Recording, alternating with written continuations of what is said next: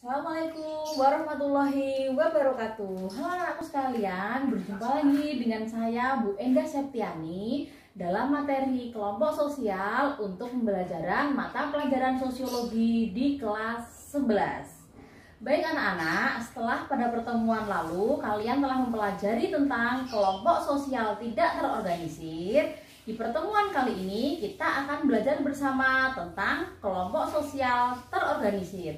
Tujuan pembelajaran setelah kalian menyaksikan tayangan video berikut, diharapkan kalian semua dapat mengidentifikasi jenis-jenis kelompok sosial terorganisir. Baik anak-anak, sekarang kita akan mulai pembelajaran hari ini tentang kelompok sosial terorganisir. Jadi ada 6 jenis kelompok sosial terorganisir. Yang pertama adalah in-group dan out-group. Kemudian yang kedua, kelompok primer dan kelompok sekunder. Kemudian yang ketiga, Gemeinschaft dan Gesellschaft atau paguyuban dan patembayan. Yang keempat, membership group dan reference group. Dan kelompok yang kelima, kelompok formal dan kelompok informal. Dan yang terakhir, jenis kelompok keenam dari kelompok sosial terorganisir adalah kelompok okupasial dan kelompok volunteer. Nah, kita akan sama-sama mempelajari 6 jenis kelompok itu pada pertemuan kali ini. Secara satu persatu ya. Nah, baik, kita akan mulai pada jenis kelompok yang pertama. Jenis kelompok yang pertama adalah kelompok in-group dan out-group. Apa itu kelompok in-group? In-group itu adalah kelompok dalam. Artinya, kelompok yang mengidentifikasi diri dalam kelompok tersebut. Misalnya, Andi, dia adalah anggota dari kelas 11 IPS 2. Maka in-groupnya dari Andi adalah kelas 11 IPS 2. Sedangkan kelompok out-group atau kelompok luar adalah kelompok yang diidentifikasikan sebagai kelompok luar dari kelompoknya.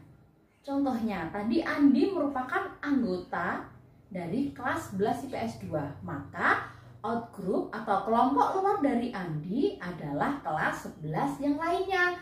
Bisa 11 IPS 1 atau 11 IPS 3.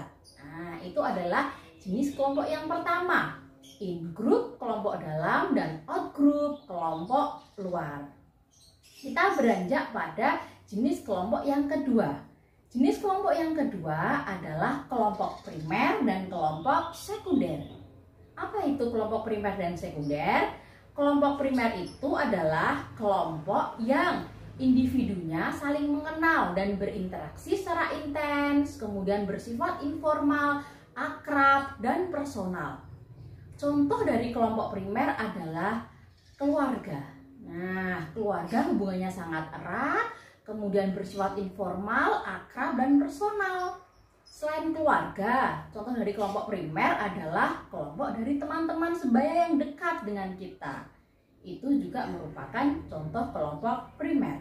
Kemudian yang kedua, lawan dari kelompok primer adalah kelompok sekunder.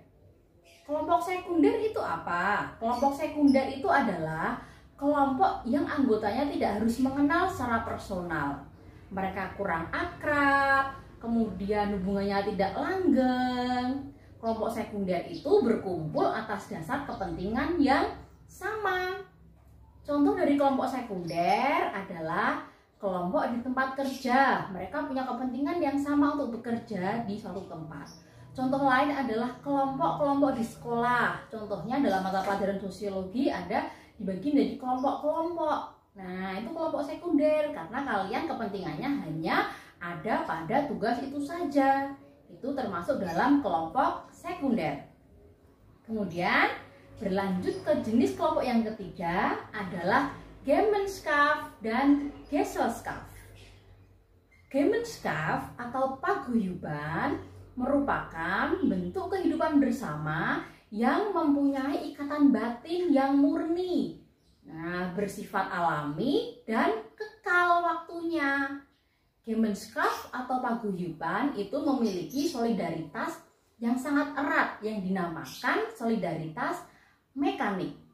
Contohnya, terah dari Mbah Slamet, misal paguyuban marga si Tompul, paguyuban marga si Hombing. Itu adalah contoh dari Gemenscape atau paguyuban. Gemenscape sendiri terbagi menjadi 3 jenis. Yang pertama adalah Gemenscape by Blood atau paguyuban berdasarkan dari hubungan darah. Contohnya tadi seperti perkumpulan dari marga si Tompul, marga Siregar.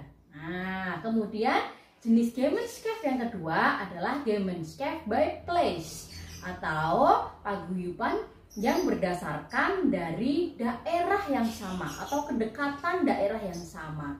Contohnya adalah Karang Taruna Desa X, Karang Taruna Desa Y, gitu ya.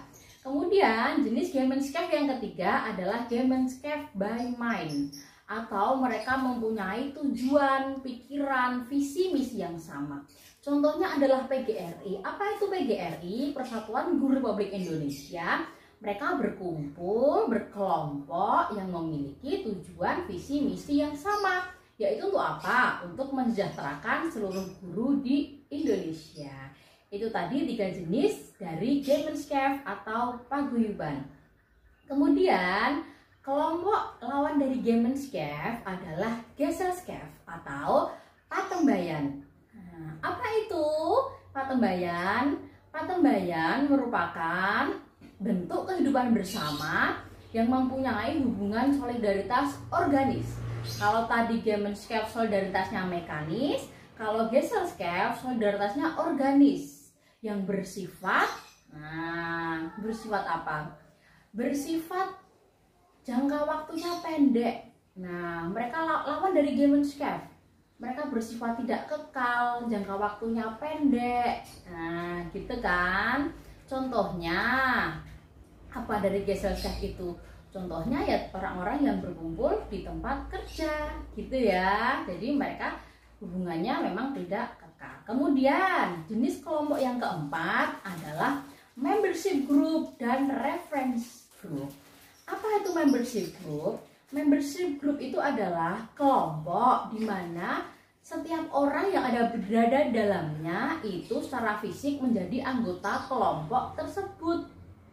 Ada 2 jenis dari membership group. Yang pertama adalah nominal group member. Di sini anggotanya interaksinya sudah mulai berkurang, gitu ya. Jadi intensitas bertemunya juga sudah mulai berkurang. Contohnya seperti kelompok sepak bola.